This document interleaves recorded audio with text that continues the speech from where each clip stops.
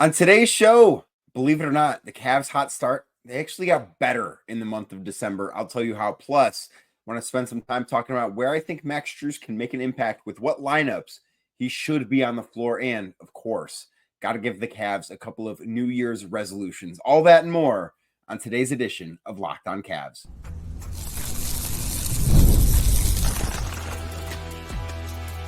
You are Locked On Cavs, your daily Cleveland Cavaliers podcast. Part of the Locked On Podcast Network, your team every day.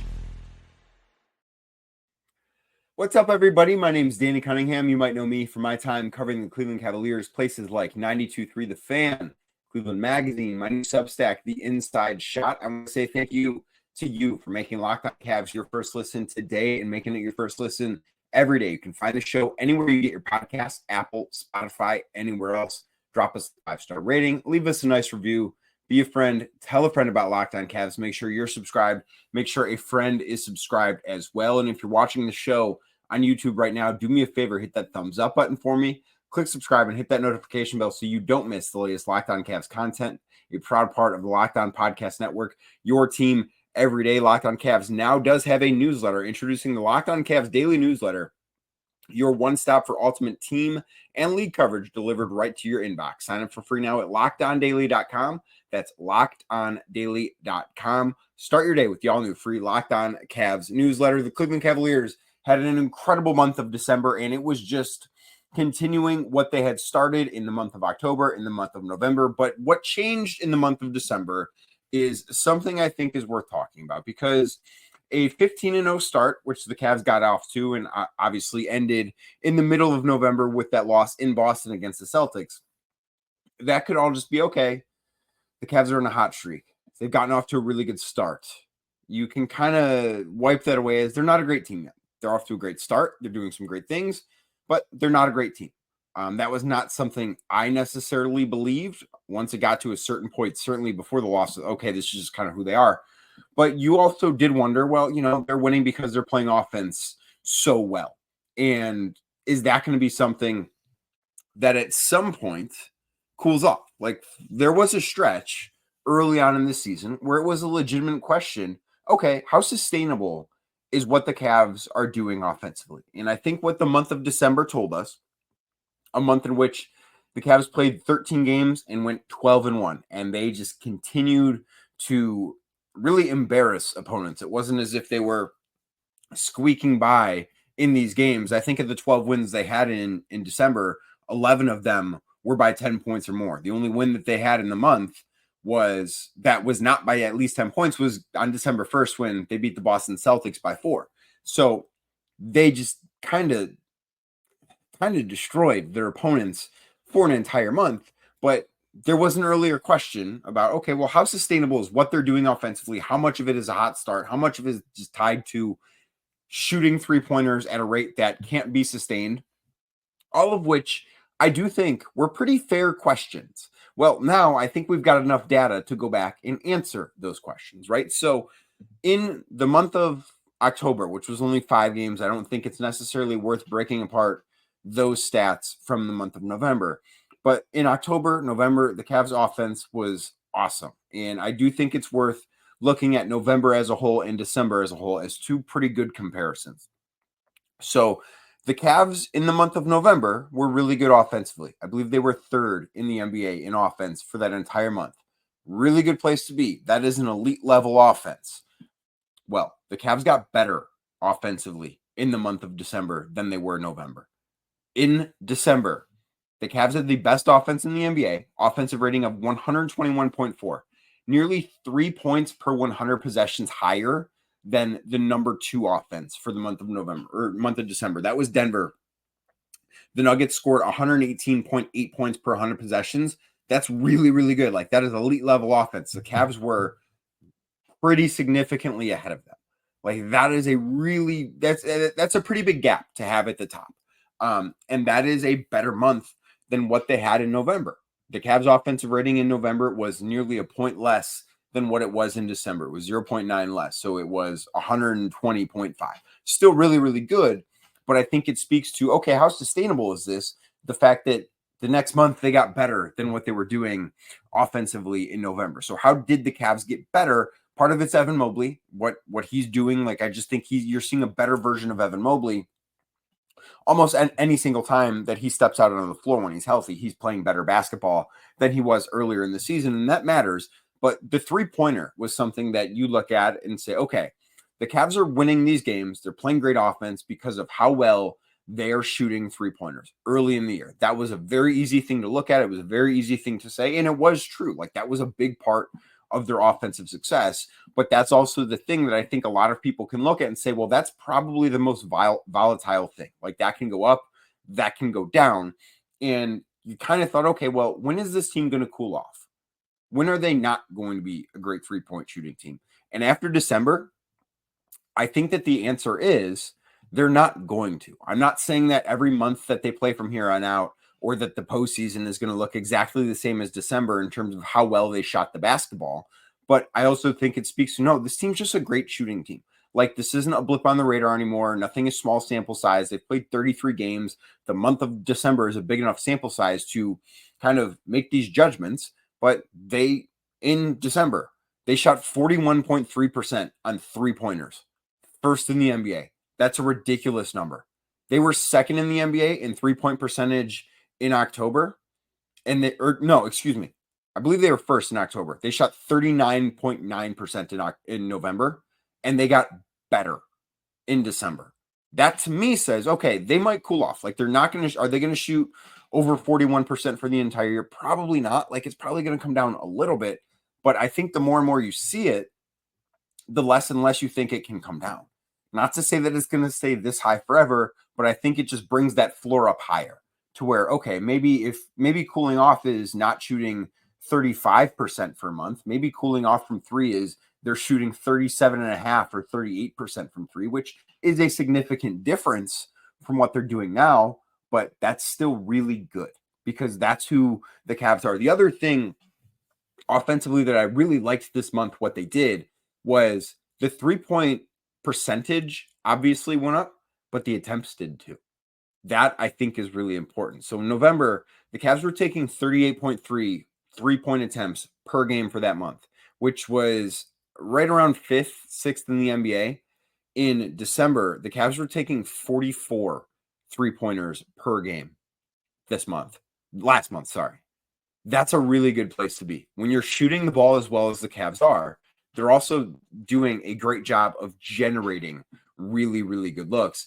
That's one of the biggest reasons why the Cavs were so good offensively in the month of December. Now, from the floor as a whole, they actually went down a little bit. They shot just over 49% for the month in December. In November, they were just over 50% from the floor. I don't think that's a big deal. And then the other thing too, the biggest area they may have gotten better in the month of December was what they did defensively. Because offensively, yes, they improved, they got better, and that stuff is fun to talk about. But defensively, they got so much better. I spent a lot of time on this podcast. I wrote about it a lot on the Inside Shot in November about how, hey, there are some significant issues with the defense. In that month, they were 20th in defense. They were not great. Like, their defensive rating was just, I think it was 114.1. Not good. In December, the Cavs had the number 3 defense in the NBA, allowing 106.2 points per 100 possession for this month.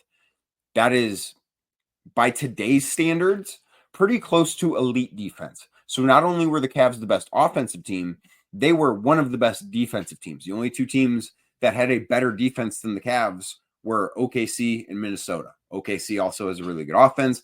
Minnesota's offense is a train wreck. Like, they had the number 1 or number 2 defense, I don't remember which, and their net rating was like only plus 3.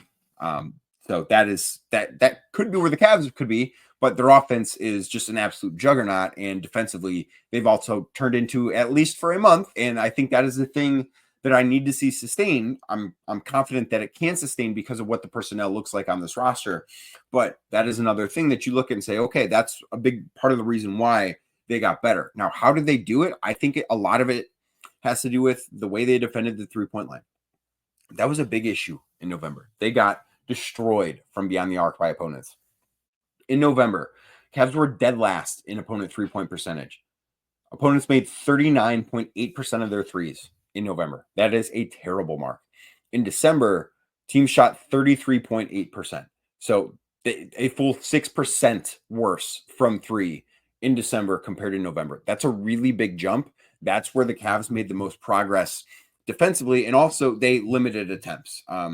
They allowed the fifth fewest attempts per game from beyond the arc in the NBA, 35.2 in December. In November, teams were taking over nearly 39 attempts per game from deep. And, when you pair that with how well they shot, that created a lot of defensive problems. So a lot of these numbers speak to this Cavs team just absolutely being elite. There's nothing right now that you can find that says they're not elite.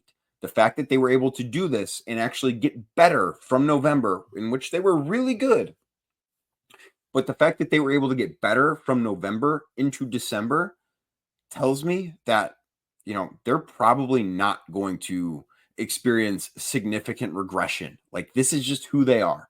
They're not going to be great every night. They're not going to be great every month. There are going to be months that are better than others, but I would bet against some significant regression coming down the pike for this team because they're just really, really good. This is who they are. It's a big enough sample size. The fact that they're still getting better at this point into the season, I think it says all of those things. One of the things that I do think the Cavs can do to get better, the way they use Max Strus, once he finds his rhythm, maybe he found it the other night against the Lakers. I don't know, but I want to talk about some of the lineups I'd like to see Max Strus in next on Locked On Cavs. Today's show is brought to you by Game Time. You guys know I love going to live events, right? Like, I'm at basketball games almost every single night, it feels like. But there are other things I like going to. I do love going to sports, but I went to a play in the month of December. That was a really cool thing. A comedy show. Cleveland has a great comedic scene. And there are a number of different ways where I could, it's just going to be hard to get tickets. No, I don't have to do that because I've got Game Time. Game Time is my go-to ticket marketplace. Game Time should be your go-to ticket marketplace. And they've made it easier to get tickets for your favorite events, whether it's, sports, concerts, theater, comedy show, whatever it is, they've made it easier because the new feature Game Time Picks filters out the fluff to show you only incredible deals on great seats so you don't have to waste time searching through thousands and thousands of tickets. They will help you find the best deal. I use Game Time. You should be using Game Time too for the events that you want to go to. The most recent thing that I looked at, I don't tell my fiance, I looked at tickets. I'm a big Notre Dame fan. I looked at tickets to go to the Sugar Bowl in New Orleans, Notre Dame, Georgia. Did not pull the trigger, but I looked on Game Time. The issue wasn't the tickets. The flights were a little too expensive getting there. So that's what it was. But Game Time had the best deals. You better believe that. So what you can do is take the guesswork out of buying tickets with Game Time. Download the Game Time app, create an account, and use code LOCKEDONNBA. That's LOCKEDON-NBA for $20 off your first purchase. Terms do apply. Again, create an account, redeem code LOCKEDONNBA, LOCKEDON-NBA for $20 off. Download Game Time today. What time is it? It's game time. Thank you again for making Locked On Cavs your first listen today. Thank you for making Locked On Cavs your first listen every day. You can find the show anywhere you get your podcast, Apple, Spotify, anywhere else. Make sure you're subscribed on all podcast platforms. If you're a YouTube listener watching on YouTube, staring at my pretty face right now, go subscribe on Apple, Spotify, whatever you use to listen to your podcast, subscribe there too. Taking all the episodes twice, right? Podcasts and YouTube. That's what you should be doing. But Max Strus, I may be finding his rhythm. I don't know. That's what we'll see. He had a really good game, I thought, against the Lakers on Tuesday night. My days are all messed up this week with it being New Year's. Today feels like the most Sunday or the most Monday-iest Thursday ever. Yesterday felt like the most Sunday-iest Wednesday ever. It's really weird. I'm really screwed up. I know the Cavs played the Lakers on New Year's Eve. I don't know what day of the week it actually was, but I'm pretty sure that today's Thursday. But on Tuesday, I thought Max played well. And we saw him play the most minutes that he's played in a game, 26, as he still kind of works into his rhythm from that ankle injury, had 15 points, made 4 3-pointers. Is this the start of Max Strus looking like Max Strus? I don't know. We won't know until we see. Maybe we'll learn more on Friday when the Cavs take on the Mavericks. But there are some lineups that we really haven't seen Max with yet that I think could be pretty effective for the Cavs. And the first one is the regular starting lineup. We saw it for a little bit. Max closed out the game on Tuesday night against the Lakers, where he was on the floor with Donovan Mitchell, Darius Garland, Evan Mobley, Jared Allen. Obviously, that group worked. They closed out the Lakers. Los Angeles did make a late push. I don't think that was a lineup-specific thing. I think that they were just a team that in crunch time was trying to find a way to scratch out a win that they really didn't deserve. But that's how the end-of-game situations go. I'd like to see that start to get more minutes because that is the lineup that, of course, Max hasn't been in Cleveland super long. This is his second season, but that was the lineup that he spent the most time with last year. And I do think that that is something that could maybe even, if he plays with that lineup more, and if he plays with that lineup more, I wonder if that is something that could help him get his rhythm back faster. So think back, and if you've listened to Kenny Atkinson's post-game press conferences, or even I've talked about it here, but with Jalen Tyson, that he wants to play Jalen with really good players. Like, think to that game against New Orleans, November 20th. It was the day after the Cavs lost to the Celtics. Jalen Tyson started. And I don't know that Jalen Tyson should have been a starter, but the Cavs thinking there was, well, let's put him with our best players so it makes it easier for him. And I do wonder if putting Max Strus in that situation, and Max is not a rookie, Max has a ton of NBA experience, Max is a really good player. He doesn't need this to figure things out.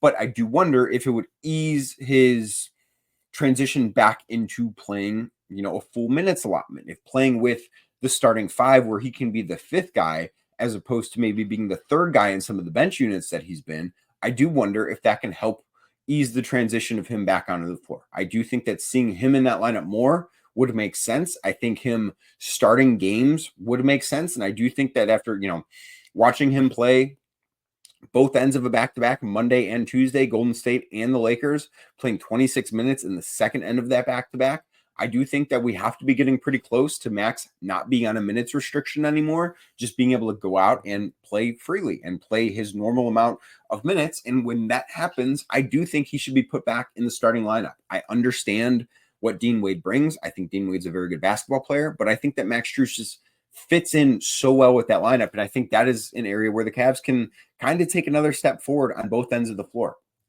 The other lineup that I really want to see Max with is Darius, Donovan, Karis LeVert, and Evan Mobley, because the Cavs have played at a faster pace this year. And I think that that is the combination of players that they can be the best with on both ends of the floor and play the fastest with. Like, I think Karis is a really good defender. I know Evan Mobley is an all-world defender. I do believe Max is a good defender. And I think that Darius and Donovan, while not great defenders, I think that they've been better defenders than maybe their reputations would tell you that they are this season. And I think that this lineup could get out and run. All five of those guys are really athletic. Karis LeVert has to be one of the fastest players in the NBA, just like in terms of pure speed. I'd like to see that lineup. I think that at the end of the games, when the Cavs need to lean offense first, like maybe this is a lineup we see closing out a game where the Cavs don't have the lead with 5 minutes left in the fourth quarter. I think it'd be a really good fit then, but I would like to see it in maybe minutes that aren't necessarily as consequential first. Like, I'd like to see it just throw it out there in a second quarter and see what it looks like for 4 minutes. I do think that it could be a lineup that could be pretty fun. Like, this is when, since Evan has taken this step forward offensively this year, this has been one of the lineups that I've wanted to see. We haven't seen it, which, a big reason why is because of Max's injury. Like, I totally get that. But I would like to see that because I think that Max could really help to make that lineup better than if Dean Wade were in there. And I know it looks different, or Sam Merrill were in there, because what Max does now is he provides a different type of flexibility to lineups because his skill set at small forward is different than Karis LeVert's. It's different than Sam Merrill's, Isaac Okoro's, Dean Wade. Like, you go on down the list of guys that play small forward, at least a little bit of small forward. Like, I know Dean Wade plays more 4. I know Sam probably plays more 2. Like, I get all that. Karis might play more 2 too. But all those guys at some point play some small forward, and Max obviously has a little bit of a different skill set than all of those guys. So far, Max, according to Cleaning the Glass, Max has played 220 possessions this year. The most common lineup that he's played with has been Donovan Mitchell, Karis LeVert, George Niang, Evan Mobley. So basically, I would like to see Darius Garland subbed in for George Niang in that lineup. That lineup's played 72 possessions so far. It's a plus 1.2, which is not a great metric. It's not a bad metric, but it's not a great metric by any stretch. But I do wonder if Darius is subbed in for George, how does that change things in that lineup? The best lineup that Max has been in so far has only played 35 possessions so far. It is the second most common lineup, just speaking to, what his sample size is on the season. But it's been Darius Garland, Karis LeVert, Dean Wade, and Jared Allen. 35 possessions. That lineup has a net rating of plus 37.1. So that's been really, really good. But I just think that there's some other lineups that we haven't seen quite yet that could thrive with Max Strus's involvement in them. The Cavs, I have New Year's resolutions for them. Plus, I need to talk about the Cavs championship odds. We're going to do that next right here on Locked On Cavs. Today's show is brought to you by FanDuel. The NFL playoffs almost here, very, very close, and it's not too late to get in on the regular season action. It is your last week to get in on the NFL regular season action with FanDuel, America's #1 sportsbook. And right now, new customers can finish the season strong with $250 in bonus bets if your first $5 bet wins. FanDuel has a ton to bet on. One of the things that FanDuel has to bet on is, and I'm going to talk about this in a little bit more detail coming up in a second, but is the NBA championship odds. Who's going to win the NBA finals when June rolls around? And I've seen a lot of outrage on the internet, but the Cavs odds maybe being too low and being a little bit disrespected. But I'm here to tell you, after the win against the Lakers on Tuesday night, there was a pretty big shift at the sports book. The Cavs were plus 1,600 to win the title. They have gone all the way up to plus 1,100. They have the fourth best odds, only behind the Boston Celtics, Oklahoma City Thunder, and New York Knicks. The Knicks are plus 1,000, so just barely ahead of the Cavs. I don't know how long I would expect that to hold, but maybe you believe in the Cavs being a title contending team. I would maybe run to FanDuel right now if you think that's the case, because I'm not sure how much longer these odds are going to look like that. So what you need to do, visit FanDuel.com to join today. That's FanDuel.com to join today for your chance at $250 in bonus bets. Again, FanDuel.com for your chance at $250 in bonus bets. Make every moment more with FanDuel, an official sportsbook partner of the NFL. Thank you again for making Locked On Cavs your first listen today and every day. If you're watching the show on YouTube, do me a favor, hit that thumbs up button for me, click subscribe, and hit that notification bell so you don't miss the latest Locked On Cavs content. It's New Year's resolution time, right? Like, we all have them. Nobody likes them. You try and stick to them, but they can be tough. Well, I have one and only one for the Cleveland Cavaliers. That New Year's resolution: win the NBA Finals. This Cavs team came into the season with expectations that were lofty. Those expectations were, they need, for this season to be a success, they need to get to the Eastern Conference Finals. That should be the floor for success. That was, I think, a fair thought. That was the thought that I had in October. And now we've seen this team. We've seen them play 33 games. They've won 29 of those games. They've got some pretty impressive wins in those 29 games. Of the 29 games they've won, 21 of them have been by double digits. There are only 5 other teams in basketball, as I record this, that have won 21 games or more. The Cavs have been dominant. There's not a, hey, this is a nice story anymore. No, this is a great team. And for this team to be treated the way that they should be historically, you have to go out and win the title. It's not fair. It's not fair for me to move the goalposts, to raise the bar on what success should be for this team. But you also can't tell me that when you watch this team and when you see what they've done, that you think it's okay to be satisfied with them just winning 2 playoff rounds. This team is elite. They're elite on both sides of the basketball right now. And They need to stay healthy to do this. And I guess if there were to be another New Year's resolution, that would be the one. But this team has proven already that they're too good for their goal to be just get to the conference finals. No, the goal needs to be win an NBA title. And the players have spoken about this. They've mentioned the word championship throughout this season. I think it's clear that is the goal. But I also think that that can be the goal while being satisfied with other outcomes. I don't know that there's satisfaction in other outcomes for this Cavs team anymore. And with how well they've played, with how good they've proven to be, I think that's a fair place to be. I mentioned the championship odds changing. I think that's a sign more and more people that aren't necessarily watching this team every single night, that aren't fans or aren't people in my world that are covering this team, they're starting to believe. The Cavs going from 1,600, plus 1,600, to plus 1,100 overnight to win the NBA Finals on FanDuel is not nothing. Now, does that mean they're going to win the finals? Of course not.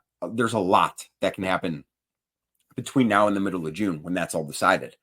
But I think it's just another sign that more and more people all across this country, nationally, are going to start to take notice of what the Cleveland Cavaliers have done.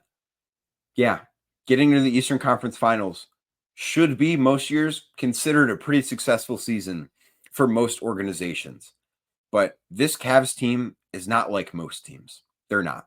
This is a group that's special. This is a group that is elite. This is a group that is showing no signs of anything they've done so far being anything other than who they are. This stuff isn't a fluke. Evan Mobley said that before their first game in Boston, in which they lost. But that shorthanded team in Boston that lost to the Celtics, that Cavs team that was missing a lot of guys, proved that night that they belong. And since then, with the exception of a couple of Atlanta Hawks games and a back-to-back with some bad timing in Miami, that's all the Cavs have done is prove that they're a championship contender. And when you prove it over and over and over again, that leaves no choice but to move the goalposts on what a successful season is for the Cleveland Cavaliers. It's not getting to the conference finals. I don't even know that it's winning the Eastern Conference anymore. At this point, I think it's fair to say the 2025 calendar year for the Cleveland Cavaliers, it should be championship or bust. Thank you again for making Locked On Cavs your first listen today. Thank you for making Locked On Cavs your first listen every day. You can find the show anywhere you get your podcasts, Apple, Spotify, anywhere else. Drop us a 5-star rating. Leave us a nice review. Be a friend. Tell a friend about Locked On Cavs. Make sure you're subscribed. Make sure a friend is subscribed as well. And if you're watching the show on YouTube, do me a favor before we get out of here. Hit that thumbs up button for me.